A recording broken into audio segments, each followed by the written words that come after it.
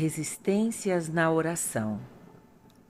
Naqueles dias, eu, Daniel, pranteei durante 3 semanas. Manjar desejável não comi, nem carne nem vinho entraram na minha boca. Nem me untei com óleo algum. Até que passaram as 3 semanas inteiras. Levantei os olhos e olhei, e eis um homem vestido de linho. Ele me disse: Não temas, Daniel, porque desde o primeiro dia em que aplicaste o coração a compreender e a humilhar-te perante o teu Deus, foram ouvidas as tuas palavras. E por causa das tuas palavras é que eu vim. Mas o príncipe do reino da Pérsia me resistiu por 21 dias. Porém, Miguel, um dos primeiros príncipes, veio para ajudar-me, e eu obtive vitória sobre os reis da Pérsia. Agora vim para fazer-te entender o que há de suceder ao teu povo nos últimos dias. Daniel 10, 2, 3, 5, 11, 12 e 14. Quando Daniel começou a orar seriamente, imediatamente começaram também as resistências. Nunca devemos esquecer: se nos aproximarmos e começarmos a orar com mentalidade purificada, e como diz Hebreus 10, 22, purificados e com sincero coração, então causamos uma movimentação no mundo invisível. Começa uma luta, pois temos que passar pelo mundo dos demônios. Daniel orou por 21 dias, ou seja, durante 3 semanas. Mas somente no último dia ele foi ouvido. Mas o príncipe angélico que vem a ele assegura-lhe: desde o primeiro dia em que aplicaste o coração a compreender e a humilhar-te perante o teu Deus, foram ouvidas as tuas palavras, e por causa das tuas palavras é que eu vim. Com isso, ele constata que a orientação do coração de Daniel estava correta, porque ele queria de coração encontrar o Senhor, que tinha prometido: buscar-me-eis e me achareis, quando me buscardes de todo o vosso coração. Serei achado de vós.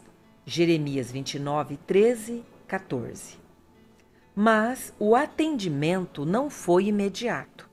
Era preciso ter perseverança.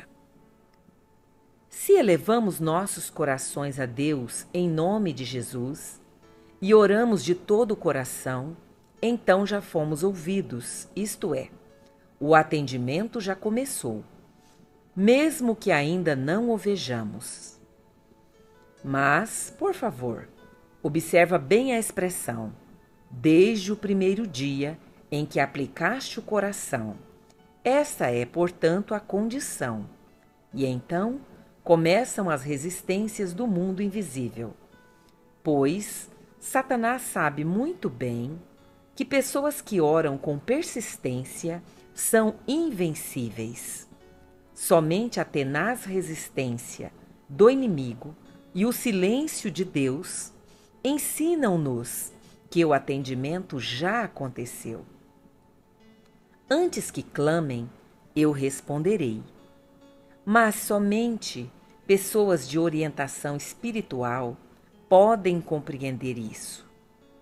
Somente aqueles semelhantes a Daniel, somente aqueles que são capazes de renunciar, que não estão presos nas coisas terrenas. Naqueles dias, eu, Daniel, pranteei durante 3 semanas.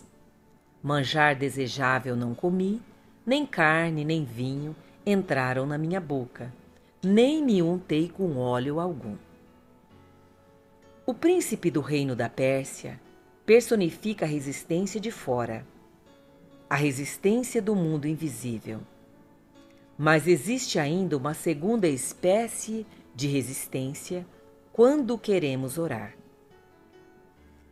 Trata-se da resistência de fora do mundo visível. Ela torna-se perceptível de maneira bem real.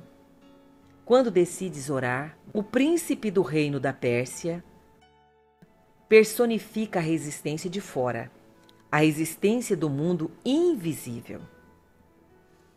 Mas existe ainda uma segunda espécie de resistência quando queremos orar. Trata-se de uma resistência do mundo visível. Ela torna-se perceptível de maneira bem real quando decides orar vitoriosamente. Quer queiras fazê-lo sozinho ou em grupo de oração, não faz diferença. O inimigo começa então a usar o nosso ambiente, nosso trabalho e frequentemente também nossa família. Ele pretende distrair-nos para que de modo nenhum cheguemos a orar com persistência. Ele quer dar-nos uma desculpa para que possamos dizer: preciso adiar a hora que previ para a oração. Pois vivemos por tão pouco tempo, mas se realmente orarmos, ele é transformado em valores eternos. Mas ele é transformado em valores eternos somente na medida em que não damos mais ouvidos ao inimigo que pretende iludir-nos, para que não pensemos não ter agora nem tempo, nem forças para a oração. Não é verdade? Quando queres orar, começas a lembrar de todas as coisas possíveis que ainda tens que fazer? Mas aquilo que realizas às custas do tempo de oração é ruim e frequentemente nem dá certo. Verdadeira oração significa luta, independentemente do fato de orarmos em casa, no quarto ou em um grupo de oração. Em terceiro lugar, eu gostaria de citar as resistências que procedem de dentro de nós. Não falamos agora do inimigo, mas das resistências que existem em nós. Para que possa orar vitoriosamente, é de significado decisivo a constituição interior de um filho, de uma filha de Deus. Por natureza, somos indolentes, mas o funesto é que é o mentiroso desde o princípio, o pai da mentira, apresenta uma outra razão para a nossa indolência do que a verdadeira. Normalmente, procuramos num falso nível a razão da indolência de não querer orar. Se os filhos de Deus reconhecessem uma vez qual é a verdadeira razão da sua indolência para orar, a conclusão falsa sobre essa indolência, sobre a nossa incapacidade, sempre consiste na constatação: estou muito cansado. Mas a Bíblia mostra-nos algo diferente que é responsável pela nossa indolência. Portanto, também nós, visto que temos a rodear-nos tão grande nuvem de testemunhas, desembaraçando-nos de todo o peso e do pecado que tenazmente nos assedia. Hebreus 12, 1. Que testemunhas são essas? Trata-se dos nossos que dormiram no Senhor. E eles ainda participam do que acontece conosco? Não.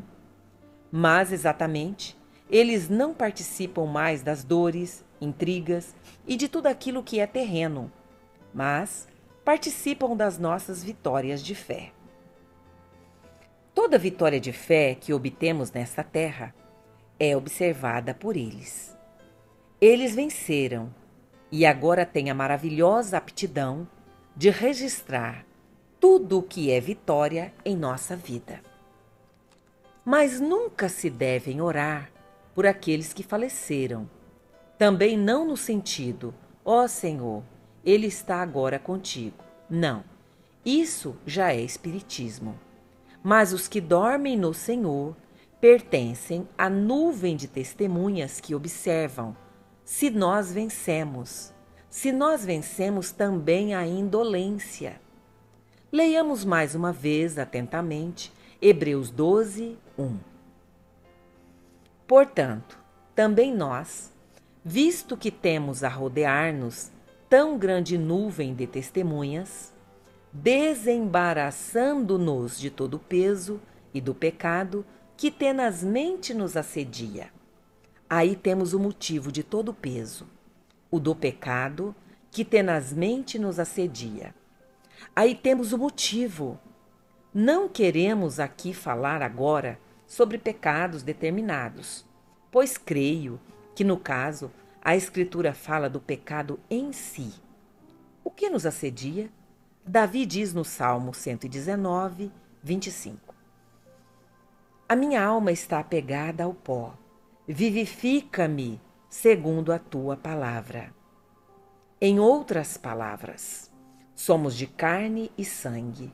Tudo é somente pecado e de modo nenhum piedoso. Porque eu sei que em mim, isto é, na minha carne, não habita bem nenhum. Romanos 7, 18. Mas o que tornou-se novo foi o Espírito. Esse é sem mancha, justo, santo, sem pecado. Mas a carne é pecado. Por isso o apóstolo exorta a desembaraçarmos-nos do pecado para que possamos orar. Nosso homem natural é muito astucioso e sempre novamente encontra desculpas. Ele não é capaz de elevar-se a Deus, o Senhor, estando sujeito à lei do pecado e da morte. Ocorre o mesmo com a lei da gravidade. Isso pode se demonstrar melhor com qualquer objeto. Se tal objeto pudesse pensar, sentir ou querer, então ele poderia ficar parado em determinada altura, de acordo com a sua vontade, sem ser sustentado por uma mão. Mas um objeto inanimado, quer seja um livro, um pedaço de madeira ou de ferro, não pode pensar nem querer, por isso está sujeito à lei da gravidade. Por isso ele jamais pode elevar-se, mas somente cair. Assim também nós, em nossa natureza carnal, somos sujeitos à lei do pecado e da morte. Sempre somos arrastados para baixo. O que diz a palavra de Deus a respeito? Deves desembaraçar-te de tudo o que te arrasta para baixo. Onde deves colocá-lo?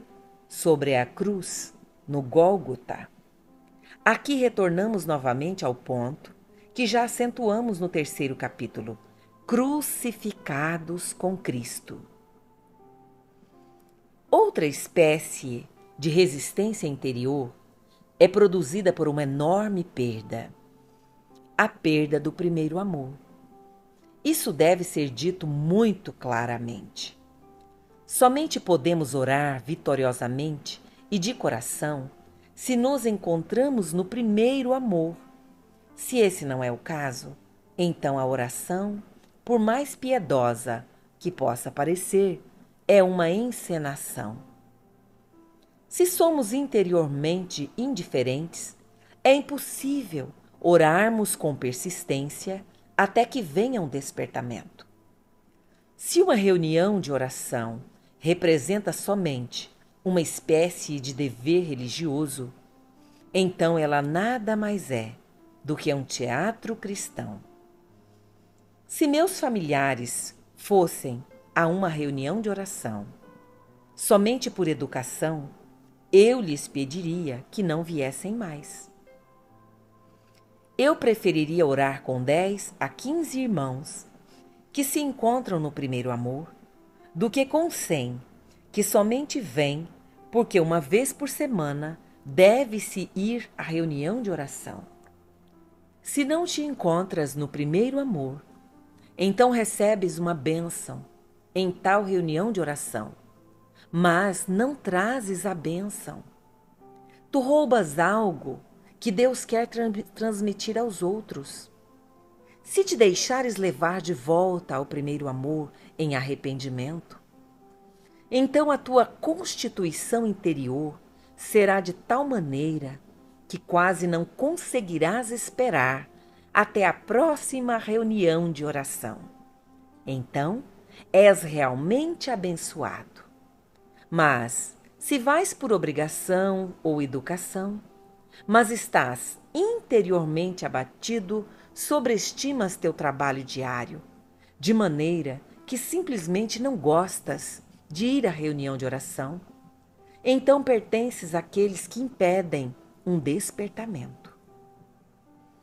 Oração e despertamento são duas coisas, ou seja, razão e efeito.